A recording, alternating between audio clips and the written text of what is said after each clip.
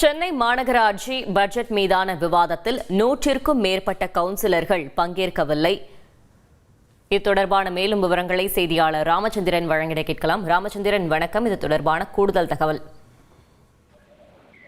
வணக்கம். சென்னை மாநகராட்சியில் முதல் முறையாக 8400 கோடி ரூபாய்க்கு பட்ஜெட் தாக்கல் செய்யப்பட்டது. இந்த பட்ஜெட் கடந்த புதன்கிழமை தாக்கல் செய்யப்பட்டது.